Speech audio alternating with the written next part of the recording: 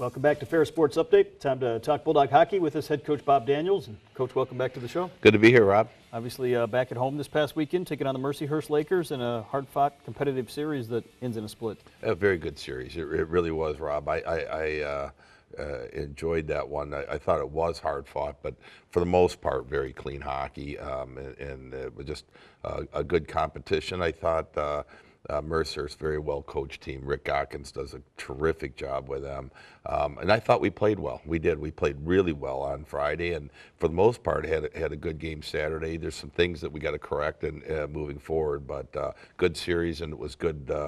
Good hockey, like I said. As we go to the highlights of Friday's game, coming in after a competitive series against Western Michigan, got off to a great start on Friday night with a win. Yeah, we did, and you know, we were full marks for it.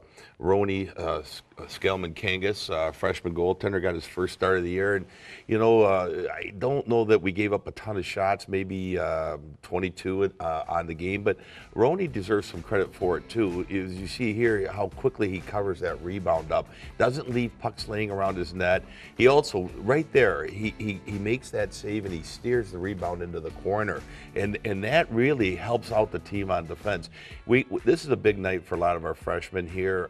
Hunter Wen scores his first career goal. Great finish, great job by him. You know, they knot it back at one, and then you're going to see, I think the next highlight has got, it's Cooper Zek, freshman defenseman, scores his first goal of the year. Another really good finish by Cooper, just like Hunter. So we've got two freshmen on the board. We got a freshman in net getting his first win. Good stuff for us. Marshall Moyes with another goal here. Had a big second period and really got some opportunities. Yeah, well, this is interesting here. Oh, we don't see it again, but it actually went in off his head, so it was like a soccer goal for us. I don't know if I want to say headbutted in, but it ricocheted back and it goes in off his head. You know, good look here for Jake Transit, another freshman. So we're getting some good opportunities. Another first-year player right there. Frankie Melton scores his second of the year. Here's a nice power play goal, cap it off at 5-2. The two goals we did give up, though, you know, were defensive zone mistakes, and you know, it's something the next night we get better at, but we did give up some line rush turnover, you know, where we turned the puck over, gave up a couple goals there that, you know, something we got to work on going forward. 5-2 win and had a couple power play goals in that Friday night victory. Yeah, special teams on the weekend were really good. We held them 0 for 12 or 0 for 13 on the weekend in terms of their power play, and that's a credit to Mark Kaufman. He works on the penalty kill. So when you hold another team 0 for the weekend, and they scored 6 goals against Notre Dame the previous weekend, they're a goal-scoring team. That did a great job. Then we scored 2 on the power play on Friday night. So special teams-wise, very happy with the weekend. As we come back to Saturday's game, playing back at home for a second night, had a huge crowd on Saturday night. Had a great crowd there. Would have liked to have had the same result we had the night before. Here's a penalty shot. Justin Kapelmaster gets the start this night. Here it was another turnover on a 4-on-4 at their blue line, sending their guy in on a breakaway. Bad turnover. And they get their first goal. In this game, I think we only give up 16, maybe 17 shots. So it wasn't like we were peppered, but when we made mistakes, we made some big ones with the puck. I thought Mercyhurst did a terrific job in their own defensive zone, though. They were strong. Here's another turnover we make deep in our own zone. Just one you don't want to have. And so here we are not giving up many shots, but the ones we do are high quality. And you'll see us have an opportunity on a 3-on-1 line rush. Cole Norris got a great shot. Wish he would have just pulled the trigger on that, let the other guys handle the rebound. But now we're down 2-0 going into the third. We only give up 3 shots in the third.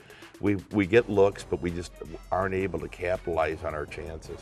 Obviously, you mentioned the looks. Had big edge in total shots both nights and had some opportunities here in this one. Yeah, we did. We had some chances, and we go out into the third period, and Justin Kapelmaster sustained a concussion, so we had to put Roney back in net. And like I said, we only give him 3, but here's a turnover deep in our zone. All 3 goals off turnovers. There's one of their 3 shots ends up in the back of our net. We do get it to 3-1 and have some chances late to get much closer. We have a power play. We pull our goalie with about 3 minutes to go. He had a number of looks. I think we'll have a highlight coming up here in a minute that shows one late in the game. But we just weren't, you know, at that point when you're down 3-1, you're chasing the game. Jason Tackett had that goal right there for you on Saturday night, and then here's the one where you had some opportunities right in front of the net. Yeah, we did. It's 6-on-4. We had some even before this flurry here, and there's a massive humanity. You can see that almost sneaks in on the shot. We just can't get a handle on it. But you know, it was tough coming out with a loss where we really didn't play that poorly, but some turnovers were very costly to the team. 3-1 the final score, and now you open WCHA action at home this coming weekend against Alaska-Anchorage, and certainly looking forward to the start of conference play. Oh, we are, and they're a hard team for us to know much about. They've only played 2 games this year. The first game they played Colorado College, very good team. They got beat 10-2.